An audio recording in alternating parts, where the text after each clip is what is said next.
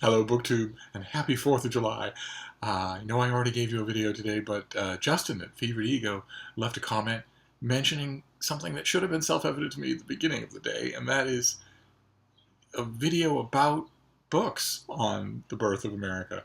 That brawling, insane, open-air, real-time, live ammo political science experiment known as America.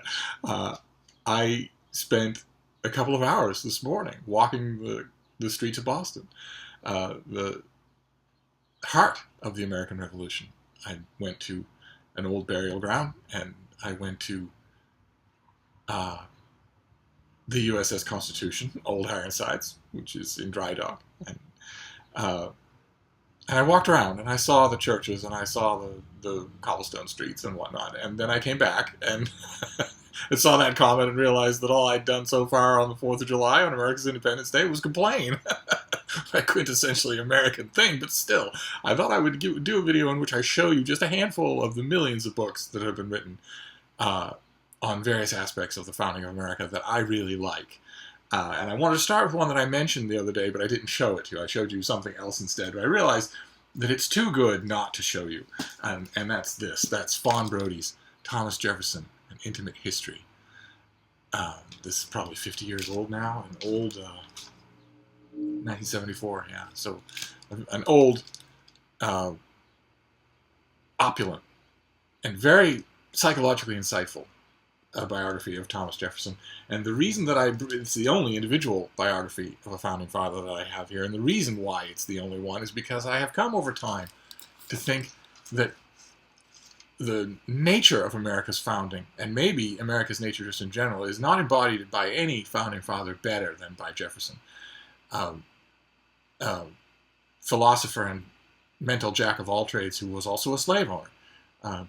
A passionate man whose own passions frightened him, and an eloquent writer whose writings often contradict themselves. It's just, the more I think about it, the more I think you've got military men who fought to the best of their ability, you've got lawyers who argued to the best of their ability, you've got statesmen even who took over and did what they could for negotiating purposes and whatnot. You've got in the Founding Fathers one of the greatest assemblage of talented humans that human history has ever seen. But in this one figure of Thomas Jefferson, I really believe you have the heart and soul of the good and bad of the phenomenon itself. So I wanted to mention that biography, even though it's old and, you know, scholarship has moved on. It's well worth your time to read. Another one I wanted to mention is one that I don't have here, but it's really, really good. It's Maya Jasanoff's Loyalists, about the thousands and thousands and thousands of Americans who didn't agree with the revolution, who didn't think it was the right thing to break away from Great Britain, and who suffered badly for it. Exile, the destruction of their property, the loss of their friends, the loss of their home. Thousands of them moved to Canada, thousands of them emigrated. And Maya Jasanoff's book is really, really good. It's the best book I've read on the subject. What else have I got here? I have two novels that I wanted to recommend. Both of them old, unfortunately, but still really good. The first one is Kenneth Roberts' great book, Rabble in Arms, by Benedict Arnold. Just rollicking, great read of a book. And interesting, too, that so many of the reviews that are encapsulated on this book and that cropped up all over the world when it was published include the word glowing or glorious. And it really does have that cumulative effect. You love reading it when you're done. Another one much less well known is Burke Boyce's The Man from Mount Vernon. This is a novel about George Washington and about not just the military challenges that he had to face as commander of the American forces, but also, refreshingly, the political challenges that he had to face. He was not at all universally acclaimed. There were plenty of men in the country who thought they could do a better job. And then we have some period studies. There's this one here. I don't know if you can see it. T.H. Breen's The Marketplace of Revolution. This is a great book about what was the mercantile forces that were going on underneath all of the sloganeering in the American Revolution. Keep in mind, you know, one of the only events that anyone, any school child, any foreigner can link with the American Revolution was actually a marketplace thing. It was the Boston Tea Party. It wasn't just symbolic because the British drank tea. It was symbolic because it was a massive economic blow to the trade coming in and out of Boston.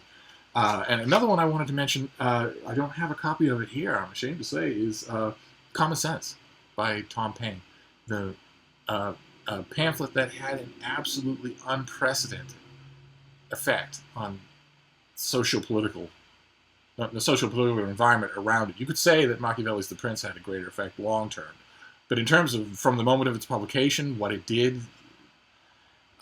you'd be hard-pressed to find an example like Common Sense anywhere else in human history. And it's an hour's read, and it's amazingly good. So I highly recommend it. And while we're on the subject of primary documents, there was also, you often see Penguin Classic, Signet Bantam Classics of the Federalist Papers.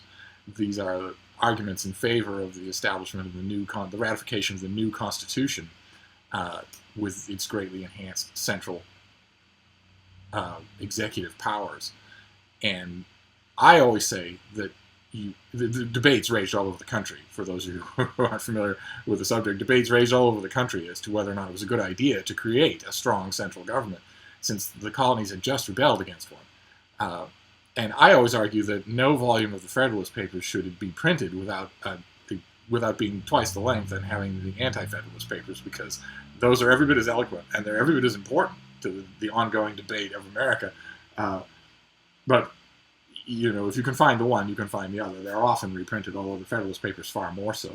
And then I have three, to round things off here, I have three larger studies. The first one is Boston and the Dawn of American Independence by Brian Deming. This is a great, relatively recent. This is an ARC. This came out in,